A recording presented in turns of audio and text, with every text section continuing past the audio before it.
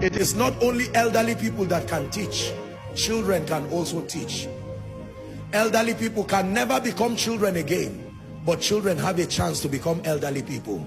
Respect them. They have the advantage of time. Elderly people can have wisdom, but there is no time to correct certain mistakes again. But children have the advantage of time. They can be Saul today and become Paul tomorrow. Respect it. I've visited the prison many times, and we have various projects to the prison, and I am inspired sometimes beyond imagination as I see these inmates. Some of them have come to a point where they have admitted their wrongs.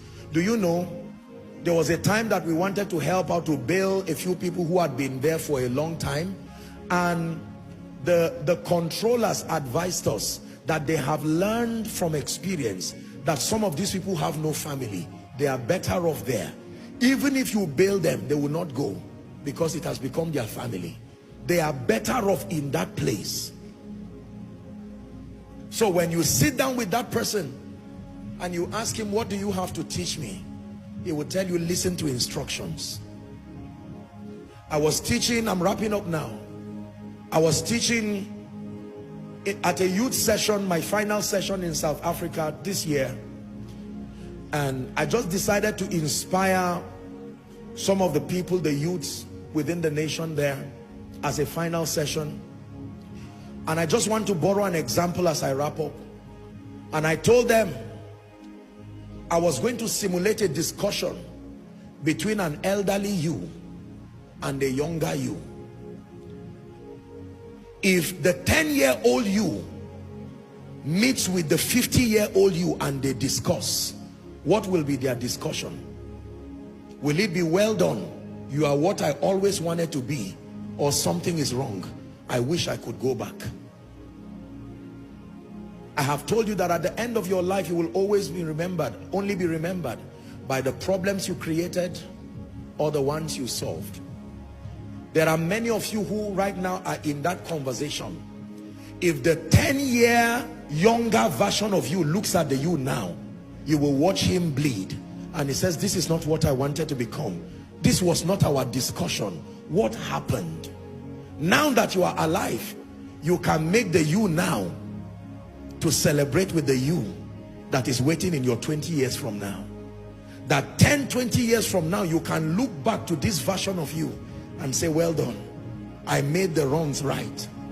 I built the relationships. I got my life back in order. I'm praying for you that the 70, 80-year-old version of you will not turn back and watch the younger version crying and say, I kept calling your attention.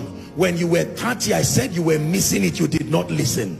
You got to 40, I said you were missing it, you did not listen. Now you are 80 and you are full of regrets. There are many elderly people today who are going to their graves in pain. They made certain mistakes. And watch this. This is the conclusion of my discourse tonight. The man who is sitting today as an overcomer is not always smiling. Sometimes they cry even on the throne because they remember in regret opportunities missed. Some of these principles that they did not adhere to. I was sent by that overcomer to you to tell you the mistake you are making has been made by someone, and the end of it is not joy. You have a chance to correct it now. The lack of wisdom that you are doing now, someone has done it for you already. He finally became an overcomer, but there are things. The man called Abraham, even though he was a patriarch of faith, don't forget, Ishmael came and Ishmael fought Isaac. He still fights Isaac till today. And so the lesson from the overcomer called Abraham is that impatience will always make you give birth to what fights your promise.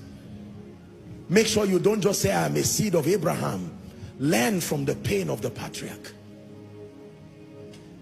If you were to meet with David today, David will tell you that I was a great man after God's heart, but there were mistakes I made with my life. Do not make that mistake.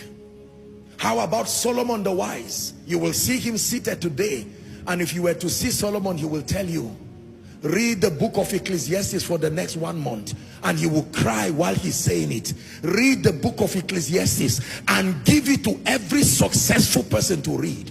That of writing many books there is no end, and much study is a weariness to the body. But this is the conclusion of the matter. Fear God and keep his commandments, he said, for this is the whole duty of man. If you were to meet the man tall, seated as an overcomer, he will say, I have a message for you. Know God early. Know God early. It will save you a lot of problems. Know God early. If you were to meet Esau and meet Jacob, they would tell you, do not sell your destiny for a pottage of stew. It is not worth it. Do not sell your birthright because you are hungry. Endure. Your birthright is greater than your hunger today. And then, if you sit and watch the greatest overcomer of all times, he's called the King of Kings. He seated himself upon that throne. Let me tell you what he will tell you. Come unto me, all ye that are heavy laden and are weary, and he will tell you, I can give you rest. Rest from yesterday, rest from pain, rest from misery, rest from curses. I can give you rest. He says, my yoke is easy and my burden is light. You shall find rest indeed for your soul. Take my yoke upon you. If you meet the overcomer, he will tell you, no matter how your sins are, I paid that price for you as proof of love. You may not be able to do anything about yesterday, but you can start afresh today and make meaning with your today for a great tomorrow. We are surrounded by overcomers. They are called a great cloud of witnesses. I've been assigned by the Spirit to glean from their wisdom and to share with you tonight irrefutable, destiny-defining principles that have turned ordinary men to become champions, hoping that soon enough in your lifetime you will have a chance to sit upon this rare throne that not many sit on as an overcomer yourself. That your name will be turned from Joshua Selman to an overcomer, from Mary, from Grace to an overcomer. That people will look at you and indeed you will be called an overcomer. Please rise up on your feet.